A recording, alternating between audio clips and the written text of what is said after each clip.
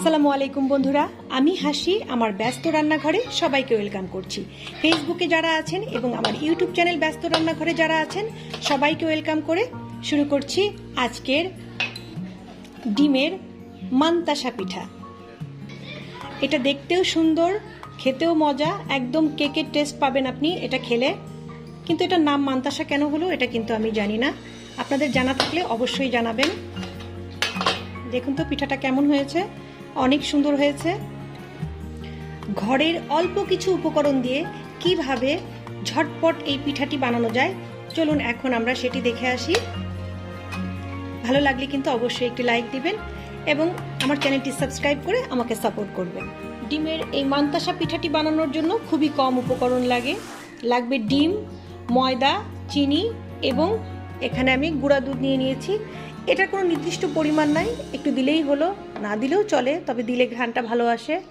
আর এখানে আমি সাদা এলাচ নিয়ে নিয়েছি কয়েক টুকরো, আর দারচিনি নিয়েছি মাত্র 2 টুকরো ছোট ছোট নিয়ে। এটাকে আমি ভাজিও নি, কিছুই করিনি, পাটায় বেটে গুঁড়ো করে নিয়েছি। আপনারা চাইলে এটা মিক্সারে বা গ্রাইন্ডারেও গুঁড়ো করে নিতে পারেন। আর বিশেষ কিছুই লাগবে না, শুধু ঘরোয়া এই কয়েকটি উপকরণ দিয়েই আমি আজকে ডিমের মান্তাসা পিঠাটি বানাবো। এখন আমি ব্যাটারটা তৈরি করতে করতে বলছি, আর এগুলো আমি কতটুকু কিভাবে কি পরিমাণ দিব সেই জন্য আমি এখানে এখন ব্যাটার তৈরি করে নিব। একটা কাচের বোল নিয়ে নিয়েছি। প্রথমে নিয়ে নিব ডিম। আমি আজকে 6টা ডিম ইউজ করেছি। আমি যতটুকু পরিমাণ বলবো সব কিছু এই 6টা ডিমের পরিমাণ অনুযায়ী বলবো। আপনারা কম বেশি করলে সেটাকে আপনারা মাইনাস প্লাস করে নেবেন।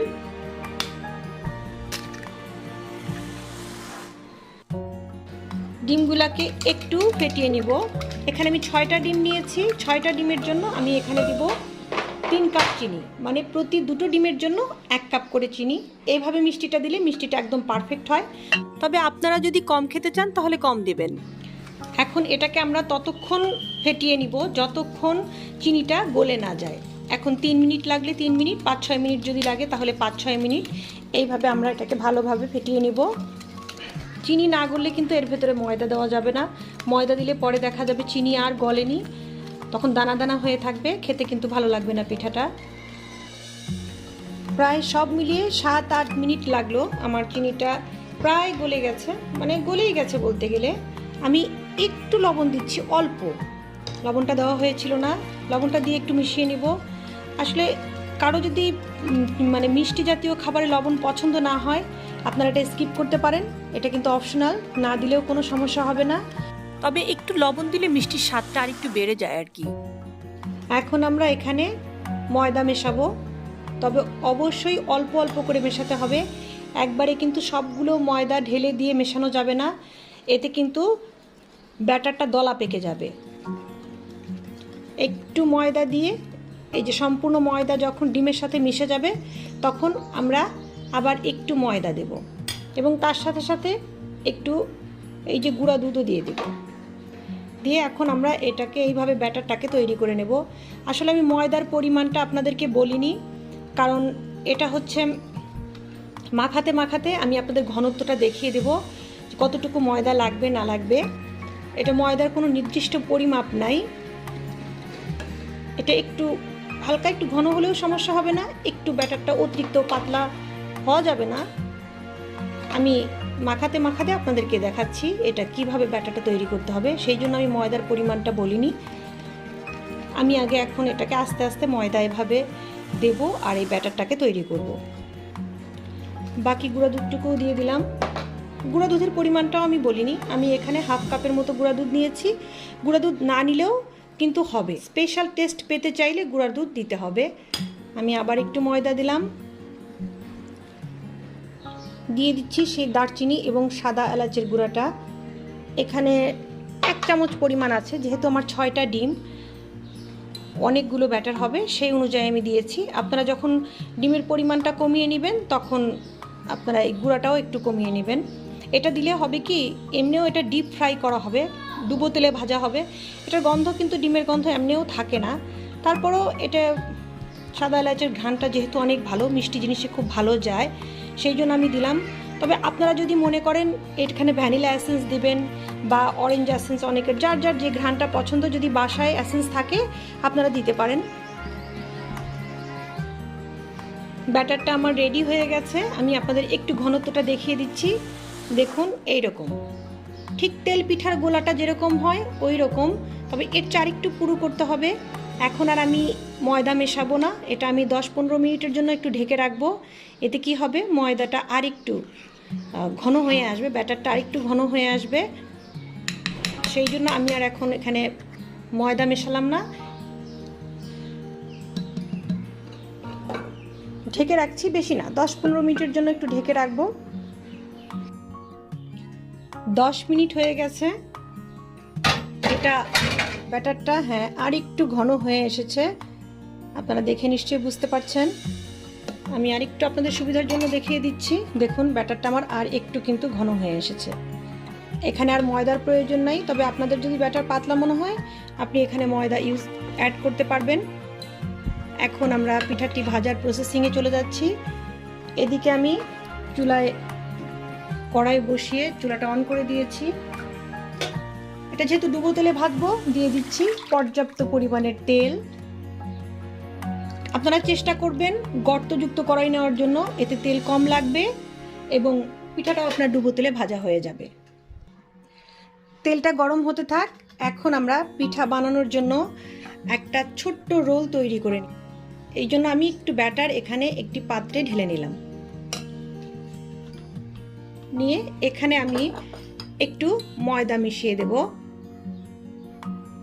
দিয়ে একটু ঘন করে আমি একটা ব্যাটার তৈরি করে নিব। এটা কেমন হবে, রুটি বা পরোটার জন্য আমরা যে ধরনের ডো তৈরি করি ঠিক সেইভাবে আমি একটা এখানে একটু শক্ত করে ডোটা তৈরি করে নিব। তৈরি করে নিলাম। এখন এটাকে আমি একটু ভাগ করে নেব, নিয়ে এটাকে আমি একটা রোল করে নেব।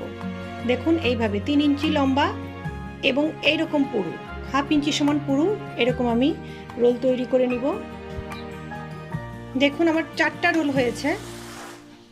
এখন আমি এই রোলগুলোকে কড়াইয়ে ভেজে নেব। তেলটা কিন্তু বেশি গরম হওয়া যাবে না, মিডিয়াম আঁচে এই 4টা রোলকে আমি একটু ভেজে নেব। হালকা আছে, আমি এটাকে প্রায় 6-7 মিনিট ধরে কিন্তু ভেজে নিয়েছি। আরেকটা কথা বারবার করে বলছি, পুরো পিঠাটা কিন্তু আপনাকে একদম মিডিয়াম আঁচে ভাজতে হবে, তার চেয়েও কম আছে। এটা তাড়াহুড়া করলে কিন্তু ভেতরে কাঁচা থেকে যাবে। এখন আমি এই রোলগুলো তুলে রাখছি। এখন আমি দেখাবো কিভাবে আমি এই ব্যাটারে চুবিয়ে চুবিয়ে পিঠাগুলোকে ভাজবো। ব্যাটারটা একটু নেড়ে নিচ্ছি। আসলে এই মান্তাসা পিঠার মূল আকর্ষণই হচ্ছে এই পিঠার ডিজাইনটা, ভেতরে যে ডিজাইনটা হয়।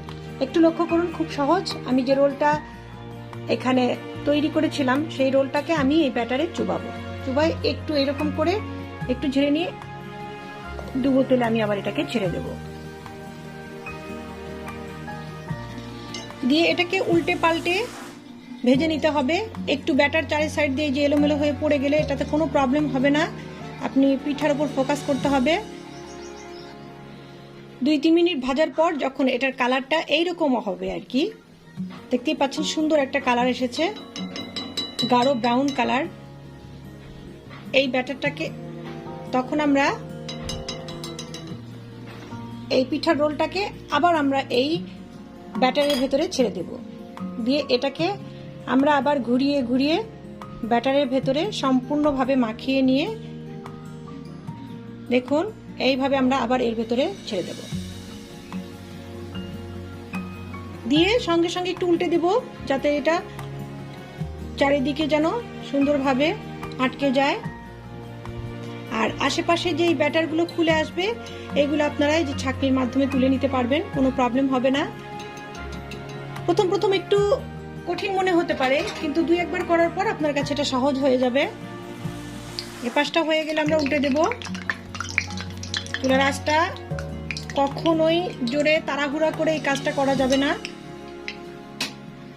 এতে কিন্তু এই পিঠার যে সৌন্দর্য মূল ডিজাইনটাই কিন্তু আসবে না। কালারটা পুড়িয়েও ফেলে দেওয়া যাবে না, আবার পিঠাটাও যেন সম্পূর্ণভাবে সুন্দরভাবে হয়ে যায়। দেখুন এটাও ভাজা হয়ে গেছে এই পাশটা, এবং এই পাশটা এখন আমরা আবার পিঠাটাকে তুলে নিব। আপনারা নিশ্চয়ই এখন প্রসেসিংটা বুঝতে পেরেছেন আমার মনে হয়। তবে আরেকটি টিপস দিচ্ছি, যদি পিঠাটা ব্যাটারে চোবানোর পর আপনার মনে হয় আপনি এটাকে ব্যালেন্স করতে পারছেন না, আপনার ধরতে বেশি প্রবলেম হচ্ছে বা ব্যাটারটা বেশি পড়ে যাওয়ার কারণে তেল মেখে যাচ্ছে, ব্যাটারটা ঢাকছে না, সমস্যা হচ্ছে, তখন আপনি একটু ময়দা মিশিয়ে নিয়ে ব্যাটারটাকে একটু ঘন করে যখন এর ভেতরে দিবেন দেখবেন আবার ঠিক হয়ে গেছে। এই যে এরকম চার সাইড দিয়ে এরকম একটু ছড়িয়ে যাবে, সমস্যা নাই, উল্টে দিবেন এবং পরে এই যে এই অংশগুলোকে আপনি ছাঁকনির মাধ্যমে এভাবে তুলে নেবেন। আপনারা তেলটা দেখেই বুদবুদি দেখেই বুঝতে পারছেন যে আমি কত হালকা আছে এটাকে ভাজছি। পিঠাটা ভাজতে ভাজতে আমি আরেকটি কথা বলে নিই। এখন আমি এইভাবে এই যে আমি রোলগুলো যে তৈরি করেছি, এই রোলগুলো দিয়ে আমার যতগুলো ব্যাটার আছে আমি চেষ্টা করব পিঠা বানানোর। এখন তেল যেহেতু এখানে অনেক, অতএব যত বড় হোক না কেন পিঠাটা যতক্ষণ তেলের মধ্যে ডুবে যাবে ততক্ষণ আমি এই পিঠাটা ভাজতে থাকবো। একটু অনেক বড় সড়ো করে পিঠাটা ভাজতে হবে।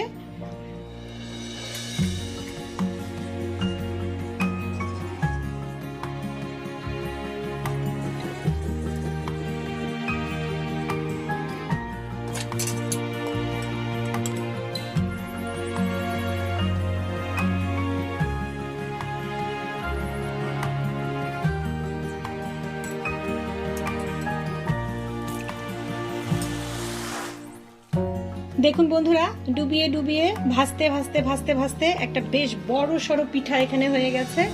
এখন অনেক বড় যেহেতু হয়ে গেছে, আমি এই পিঠাটা আর ভাজবো না, এটা আমি নামিয়ে রেখে এখন আবার আমি আরেকটি পিঠা ভেজে নেব। এইভাবে আমার ব্যাটারে যতগুলো হয় আবার আমি এরকম একটি নিয়ে আবার এরকম ডুবিয়ে ডুবিয়ে ভাজবো।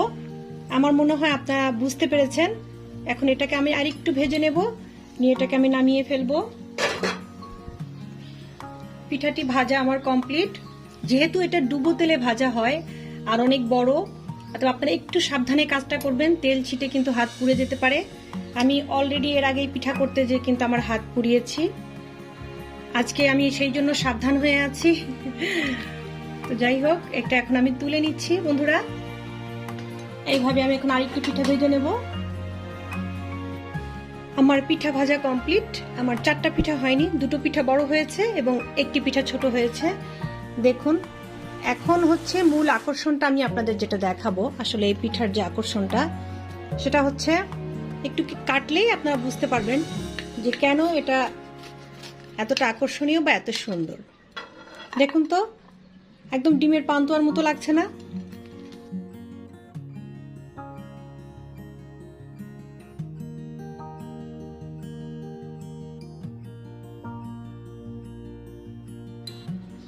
তো বন্ধুরা, ভিডিওটি ভালো লাগলে অবশ্যই লাইক, কমেন্টস এবং শেয়ার করে দিবেন। আমার চ্যানেলটি অবশ্যই সাবস্ক্রাইব করবেন। পাশে থাকা বেল আইকনটি ক্লিক করে দিবেন, যাতে যখন আমি এরকম মজার মজার সুন্দর সুন্দর রেসিপি দিব তখন যেন তার নোটিফিকেশনটা আপনারা সবার আগেই পেয়ে যান। দেখুন তো বন্ধুরা, দেখে কি খেতে ইচ্ছে করছে? ঝটফট বানিয়ে ফেলুন, খুব তো কঠিন কিছু না।